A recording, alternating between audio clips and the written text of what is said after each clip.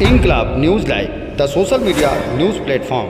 Please subscribe and लेकिन मुझे मौका नहीं मिल पाया क्योंकि हमारे गेस्ट काफ़ी दूर से आए हुए थे और कई वक्त के ज़रूरत के एतबार से हमने हमारे प्रोग्राम में तब्दीलियां की हैं। मैं हमारे स्कूल का विजन, मिशन और साथ साथ में जो है किस मकसद के तहत ये स्कूल चालू किया गया है, इस पर जो है कुछ रोशनी मुख्तसर से 4 से 5 मिनट के अंदर मैं अपने कलाम में रखने की कोशिश करूँगा।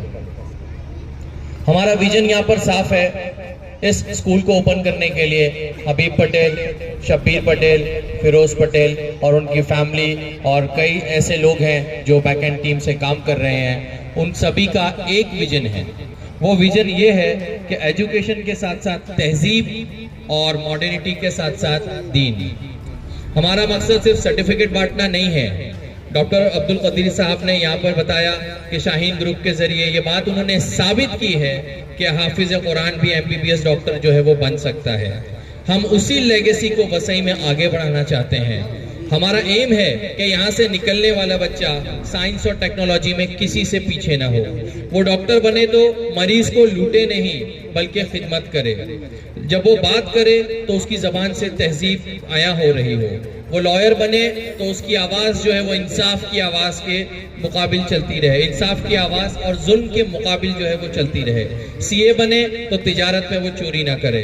हम एजुकेशन फॉर लिविंग नहीं, एजुकेशन फॉर लाइफ देना चाहते हैं।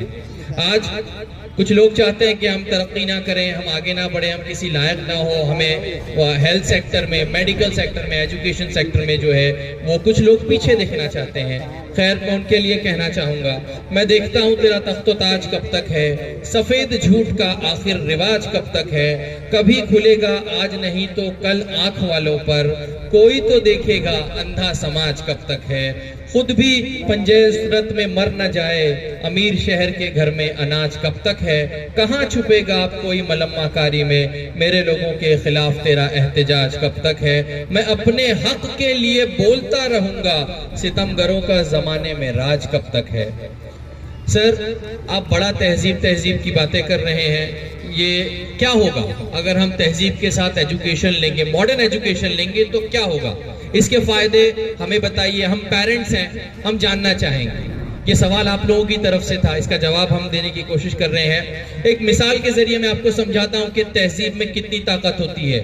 दुनिया में खरीदने और बेचने के लिए जो ऑनलाइन प्लेटफॉर्म इस्तेमाल किया जाता है, सबसे ज्यादा जो इस्तेमाल होता है वो अमेज़ॉन है। और अमेज़ॉन का जो ओनर था, कुछ वक्त पहले वो दुनिया के अमीर तरीन शख्स में उसका शुमार होता था। मैं टीचर से रिक्वेस्ट करूंगा कि वो बच्चों को बिठाएं। अमेज़ॉन का जो ओनर था, उसका दुनिया के अमीर तरीन शख्स में जो है वो नाम आया है। अब वो कैसे बने बिलियनर, आइए समझते हैं। उसको समझने के लिए 1400 साल पहले पीछे जाना होगा। तिजारत में सबसे अमीर सहाबी का नाम क्या है? हजरत अब्दुल रहमान बिन औफ। साथ साथ में अमेज़ॉन का मॉडल समझते हैं कि अमेज़ॉन ने क्या चीजें अडॉप्ट की हैं। अमेज़ॉन का पहला मॉडल क्या है कि खरीदा हुआ माल जो है वो वापस हो जाएगा।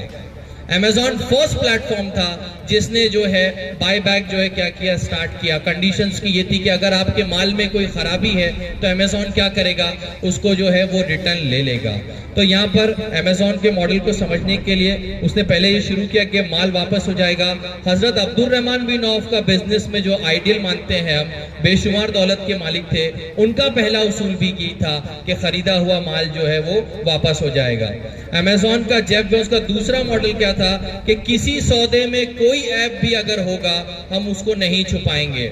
रिफर्बिश करके जो वो प्रोडक्ट्स को बेचते हैं, पूरी डिटेल जो है वो क्या करते हैं, हमको देते हैं। और हजरत अब्दुल रहमान बिन औफ का मॉडल क्या था कि किसी सौदे में भी ऐप नहीं छुपाना है। अमेज़ॉन का तीसरा मॉडल क्या है कि बाय कैश और बाय सेल, किसी भी किस्म का जो है वो इंटरेस्ट चार्ज नहीं करते हैं। नो कॉस्ट EMI पर जो है एक प्रोसेसिंग फीस चार्ज करके जो वो क्या करते हैं, प्रोडक्ट को जो है वो बेचते हैं। तो यहाँ पर मैं कहना ये चाह रहा हूँ कि उसूल आज जो फॉलो किए जा रहे हैं वो हमारे अपने ही हैं। हमने ईमानदारी, उखुवत, ये सारी चीजें जो है वो क्या की हैं, छोड़ दी हैं। अब हमारे बच्चों को ये कौन बताएगा कि ये चीजें क्या है, कैसे होंगी? तो ये सारी चीज़ें जो है, ये मॉडर्निटी एजुकेशन, साथ साथ में बाकी के जो भी चीज़ें हम बता रहे हैं, उसूल, उखुवत, रवादारी, ये सारी चीज़ें जो है हम अपने स्कूल में जो है बताएंगे। जो तहजीब बच्चों को सिखाता है उसके कवायद में ये कायदा भी है कि वो अपने घर के काम की इब्तिदा खुदा के नाम से करते हैं। स्कूल का पहला काम ये होना चाहिए कि वो मॉडर्न एजुकेशन तो दे, लेकिन बच्चों को ये तालीम दे कि जो भी काम आप कर रहे हैं पहले आप जो है उसमें खुदा के नाम से जो है उसको शुरुआत करें। तो इसके 3 फायदे जो है लाजमन हमें हासिल होंगे। पहला फायदा ये होगा कि बच्चा जो है बुरे कामों से बच जाएगा, क्योंकि खुदा का नाम लेने के बाद कोई भी गलत काम करना ये हमारे तसव्वुर के जो है क्या है वो खिलाफ है।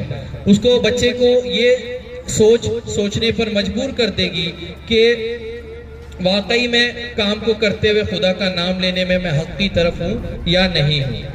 साथ साथ में जो है इस स्कूल में बच्चों को सिखाया जाएगा कि खुश रहिए। फितनों के वाले इस दौर में उनके जहन को पुख्ता किया जाएगा कि खुशी किसी की मीरास नहीं है।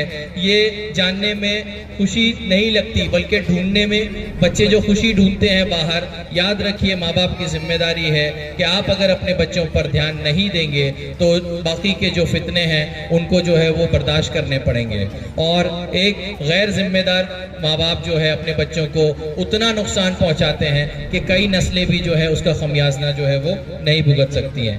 HIKF इंटरनेशनल स्कूल में बच्चों को समझाया जाएगा कि अच्छी जिंदगी वो जिंदगी है जो अखलाकी जिंदगी है, और अखलाकी जिंदगी वो जिंदगी है जहां इंसाफ बराबर होता है। हम इस मुल्क के बाशिंदे हैं, हम यहाँ पर रहते हैं और यहाँ पर एक बुक जो हम फॉलो करते हैं जिसे कानून कहते हैं, कॉन्स्टिट्यूशन, इस स्कूल में सिखाया जाएगा कि तुम्हारे राइट्स क्या हैं, तुम्हें करना क्या है और कहाँ कहाँ किस तरीके से जो है तुम अपने लिए आवाज़ बुलंद कर सकते हो। साथ साथ में जो है अखलाकी जिंदगी वो जिंदगी है जिसमें इंसाफ बराबर का हो, कोई उसे नफी नहीं करे, नस्ली फर्क ना हो, अकीदे का फर्क ना हो, हमारे स्कूल में कोई रंग का फर्क ना हो, कोई किसी भी मसलब को फॉलो करता हो, हमें उससे कोई लेना देना नहीं है। हमारा मकसद सिर्फ ये है कि आपका बच्चा एक टीचर होने के एतबार से डॉक्टर कैसे बनेगा, इंजीनियर कैसे बनेगा और आगे जा कर के वो हलाल तरीके से काम कैसे करेगा, हम सिर्फ इस पर ही पूरा फोकस